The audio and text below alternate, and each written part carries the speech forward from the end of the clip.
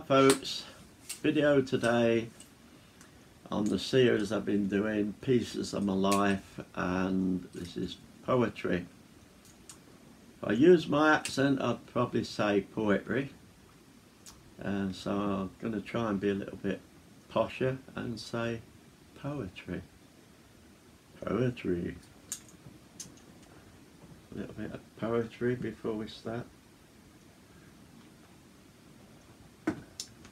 Yeah, goes back very early in my life, probably like lots of people, especially way back when parents really read a lot to you.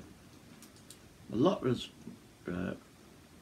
either quoted or read or sung or whatever to me when I was a kid, and that's where you learn a hell of a lot even before you get to school. Anyway, so yeah, it was there very early on. The first bit I want to bring up, because so much, and this goes on to in my teens somewhere, later teens. Lived at school. One teacher, Mr. Thomas, he took generally gym and sports, stood in for certain classes at times, but he used to tell us stories of when he was younger, and this one always stuck. Even now it's there, and it was when he was a youngster and they had classes, probably English class, and it was poetry. They had this one teacher, I can't remember if he told us his name. I think he was bald, and he used to wear a boater hat, which is like a straw hat, flat with a rim.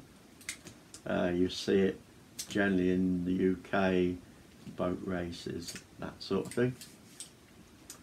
And I believe they used to have a little string with a tassel or something on. Anyway, if you remember that bit, the string with the tassel. So he was practically stone freaking deaf. So he used to come in the class, poetry today, you stand up and read this bit, you stand up and read that bit. So they'd get the book, which they didn't have iPads in those days. Get the book, stand up and say what the hell they like for fun. He didn't know he could see they were saying something, and then when they sat down, the next one. So he said, this boy stood up this day, and I remember these words. He said the sun to the moon, you bald-headed swine. And this teacher looked up, beg your pardon? And he got freaking told off. He said, what we didn't realise was he had gone and got an hearing aid, and I'm there, bing, bing, bing. It's like a curse. He'd got an hearing aid, so he'd got the hearing aid in, and I suppose this cord from the hearing aid just thought it was this cord from the hat with the tassel. No, he'd got an hearing aid, he could hear what they said, so that buggered that up for the future. Said the sun to the moon, you bald-headed swine. So if you ever need a little bit of poetry just to come out your mouth, there you go. Anyway, yeah, I had to come up with that because it's been with me all these years. William Wordsworth is so flipping good. Loads of very famous pieces of poetry. And the funny thing is, we tend to, lots of us tend to remember the little bits of a bigger poem that are the most famous bits, like the daffodils. We tend to remember that little tiny bit of of the daffodils, and it's bigger. This bit that I like is like that, but it's part of a bigger poem. I might list the stuff down there. Might. Oh, I'm going to light up now. This bit, it sort of rings a bit of a bell with me, and I've always loved it. And I always wondered what went through his mind, what experiences and everything to come to this conclusion. Poetry comes in lots of different ways, not just what we normally see as poetry, and we get a book that says poems, and so yeah, that's poetry. Comes in lots of different ways, and one of those ways is song. You think about songs and lyrics, somebody gets on stage or wherever, sings it, yeah, it's a song. But if you look at the lyrics and someone quotes those lyrics, then it becomes very much like poetry. And I do love loads of songs, but again, if somebody said to me, what's your favourite? It'd be this one, and this one isn't one that I listen to a vast amount. It's special to me because of the film. I just love the words to it. I love the whole thing about it. So I don't know why it probably sits there at the top. Now, I'm not going to read this one out because I did say I'm going to do a video on it, and I will do a video on it one day and get through this, but it is not freaking easy. When you read it, it'll take somebody that's bloody fantastic, I think. But when I read it, I find that I'm going with a tune, and it's practically a freaking song, and I'm not a singer. So somehow I've got to find a way of reading this, but not bringing that rhythm or whatever of the song in with it as well. And you'll know when I try it, and there's no way on earth am I going to read this. And this is like this tattoo here on my arm, the words, it can't rain all the time. So just a couple of lines at the beginning. We walk the narrow path beneath the smoking skies. Sometimes you can barely tell the difference between darkness and light. Do you have faith in what we believe? The truest test is when we cannot. Now, when I read it in my mind, it's a lovely bit of poetry.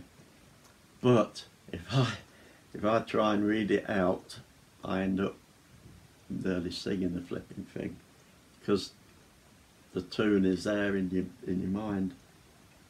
I'll put my glasses on for this bit. Surprised I got through the last bit. But the very last bit. Oh, it can't rain all the time. The sky won't fall forever. And though the night seems long, your tears won't fall forever. If you listen to the words as you go through the whole of the lyrics, just a piece of beauty, really. So yeah, I can't get through reading that without the song sort of popping in. I'll have to become a famous actor or something, then probably I can do it. Songs. And the last little bit I'm going to talk about is over the years I've written quite a few little poems, and sadly I've flipping lost a lot over the years as well. Either putting them on discs that eventually we don't use anymore, like the 5-inch floppies and whatever. They go out of fashion, and if you haven't transferred them over, unless you get something that takes a 5-inch floppy, you lose it. Or I've written it down in places and it's gone. So some is gone, and one that I'm sad is gone, and I wish it would pop up somewhere. It was all about my youth, and it was probably one time in my life when I was really truthful to myself what my youth and teenage years and that really meant to me. But here's a poem. Maybe one day I'll do a video and I'll read a few of this small book I did. It's called My Words, and maybe I won't, because like I said, I'm pretty crap even reading my own. I'll read a bit of this poem, which is called Ode to the White Tulip. To give you an idea what it's about about myself, and it's about someone I loved for 15 years back or so, and she is the white tulip because they were her favourite flowers.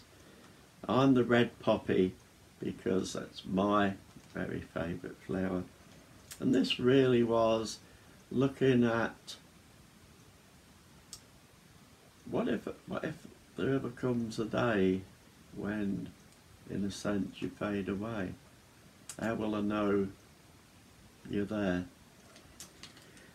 So I'll give it a go. Bear with me. Ode to the White Tulip. When time has gone and passed away, and you're no longer near, what tells me you are still around? What tells me you are here? What shows the beauty of your face? What shows your majesty? What shows the shining of your soul? What lets me know you're near? How will I know? How will I see? How will I know your love? How will my tears run down my cheeks? How will they show my love? And in a day of sweet despair, how will I know you're there? How will I know we embraced? How will I know you care? The white tulip standing tall, with head held high above, will say, can you remember me? Can you remember love? Can you remember when my heart was given a gift to you? Can you remember when those words sounded strong and true? Can you remember that first kiss? Yes, I remember too. Can you remember that day when I looked up at you? Can you remember how it felt when I reached out to touch? Can you remember in my eyes, I love you very much? Yes, I remember all those things. Yes, I remember true. Yes, I remember there and then just what I meant to you. Yes, I remember in my heart the beauty of your face. Yes, I remember in your heart that you secured a place.